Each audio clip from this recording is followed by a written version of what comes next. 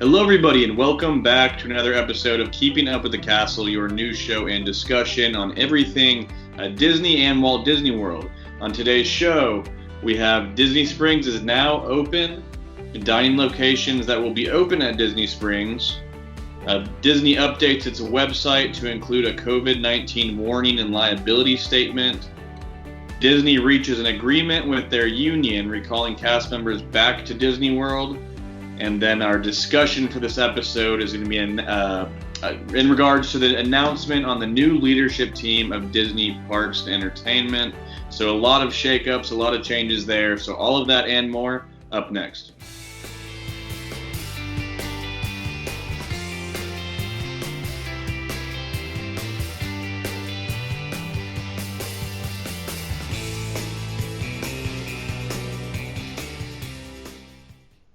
Welcome back to the show, everybody. My name is Colin. I will be your host, and join with me every single episode, my co-host, Brendan. How are you doing, man?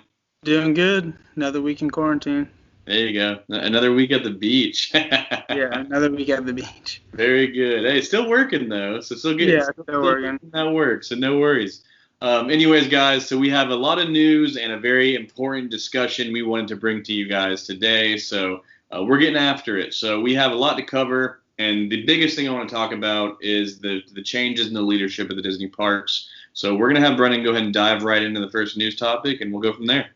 Yeah, so first up for the news today is Disney Spring is now open as of Monday today. For the first reopening phase of Disney Springs, only some third-party retails and dining locations will open with many new restrictions in place. We all knew that was coming. That's happening all across the United States and other parts of the world.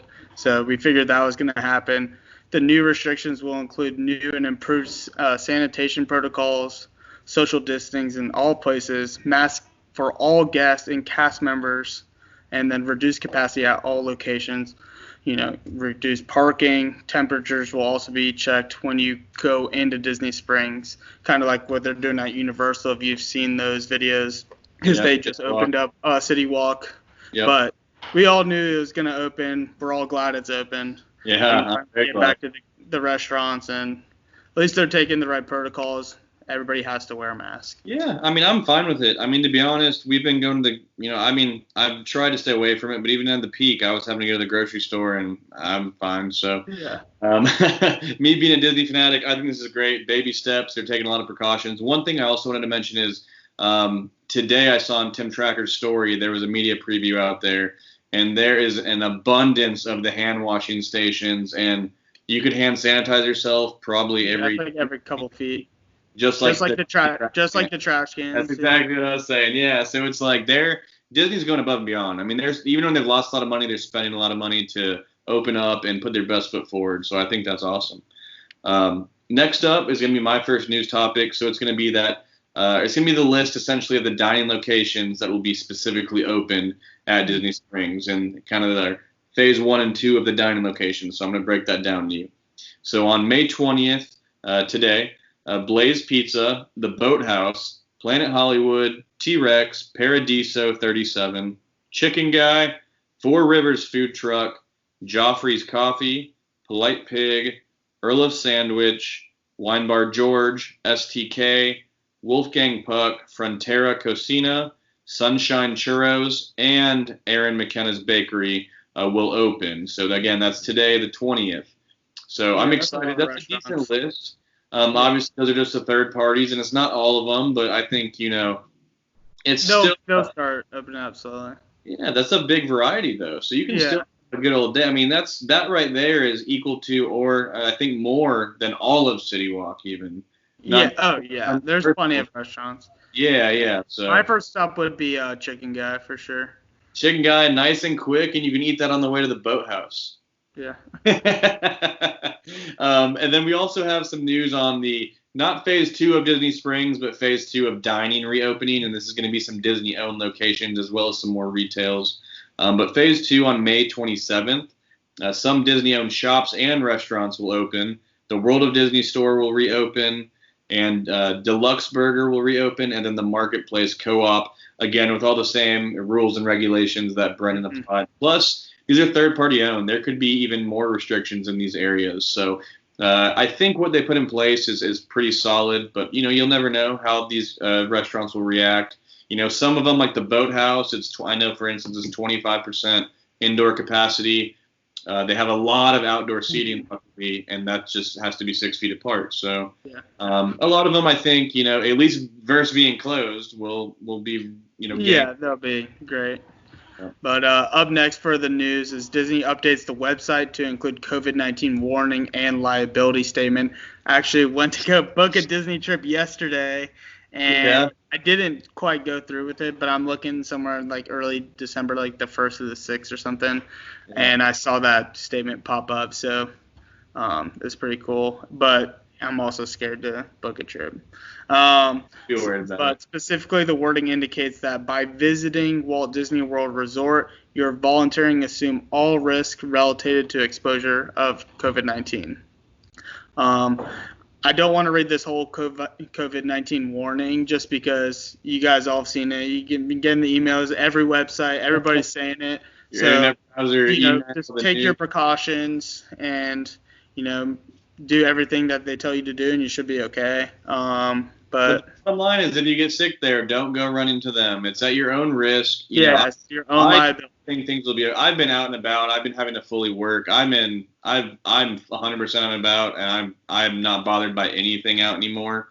And I think more people are going to be like that. It's just part of it. So if you want to go to Disney World, obviously you should know that's your own risk, and that's pretty much what the warning's telling you. So if you do go to Disney Springs or when the parks open back up, take your precautions. It's your risk. Yeah, if you don't want to go, simply don't go. I think that's totally okay. But I'm glad they're putting that in the forefront. So it's really hard to miss, unless you're just local and you roll up. But still, come on. Anyways, next up on the news is going to be the agreement Disney has reached with the union for the cast members. So actually getting the union back to work now after the union agreement that took a while to kind of end their work furlough per se. So the Services Trades Council Union, which represents 43,000 cast members at Walt Disney World, has reached an agreement with Disney on safeguarding employees for returning to work. So this deal provides safety protections and benefits for all those specific cast members, including ensuring that everybody who contracts COVID-19 that works for the union will have full-time paid off to quarantine. Cast members will be trained on how to conduct self-assessments regarding symptoms of COVID-19 at home. Disney will provide thermometers to anybody who requests one, any cast members. And then anyone who has symptoms will be able to call out for free. I mean, not really for free, but with no repercussions, no attendance discipline. And then cast members will also each be given 3 masks along with their new training and guidelines. Per day, or is that like reusable ones, are they saying? They didn't specify. They didn't say. I'm thinking the reusable ones that you can probably wash. Yeah, I think it'll be reusable because they'll just want to give them 3, period, and never have to replenish that. Yeah. So, I mean, I think that's pretty big. I mean, that's important. I mean, 43,000 cast members are a lot of people. They cannot open without that group, so I think it's essential. And I'd say those are great. I mean, I don't know what more you could ask for. I mean, they're pretty much protecting every angle of your employment during this period. Oh, yeah. So I think that's a good bet. The last thing is going to be our discussion, and this is what I really wanted to save most of the time for and really kind of break down, because I think this is some pretty great news in my opinion. So the new leadership team has been announced for Disney Parks. So Bob Chapek, the CEO of Walt Disney Company, announced that president of Walt Disney World, Josh D'Amaro, would be filling his former role as the chairman of Disney Parks, Experiences, and Products. That's honestly the best news we've heard since he got the Walt Disney World job just 6 months ago. That's what I was about to say. Since we knew he was coming here to the East Coast, because I hated Disneyland, but I loved when he came here. But now he's going to be running it all, and I think this is epic. This is essential. Yeah, it's pretty great news. And then just 6 months, I don't think they thought Iger was going to be kind of gone and to the wayside this fast. So I think that's why they made that move. And there's no way they were planning on promoting him in 6 months. That's unheard of. Yeah, I mean it's all just a weird scenario, but I feel like they've been grooming him into. They made the right decision. Yeah. No, I mean he's the most charismatic and understanding, I guess, CEO. I mean, not CEO, CEO material. Executive material you can get. The fact that he can make the guests, the cast members, the shareholders, the executives, and everybody happy at the same time. No one can rarely ever do that. I mean, you've got to usually pick your poison. Chapek will just always pick the shareholders, and that's it. So I think this will be a very right, and I think this will be very well deflect that and really help well-round everything. Get a good duo. It'll be like a good duo because he's all shareholder, and Sam DeMauro does care about that, but he also cares a lot about the customer experience and the employees. So hopefully this is going to help Chapek be a better. It'll help Chapek be a better CEO with him under. I think. Yeah. I mean, just like Chapek, even though it's in a different way than Josh D'Amaro will help Chapek helped Iger, because Iger was the opposite. So Chapek helped Iger be a better CEO because he was a good numbers guy. But now it's flipped. So we need Josh D'Amaro to keep that Disney difference there, the customer service, the quality of all that. I mean, just in the few months he was in Disney World, I mean, the cast members and guests, thought he made a huge difference. So I think this is awesome.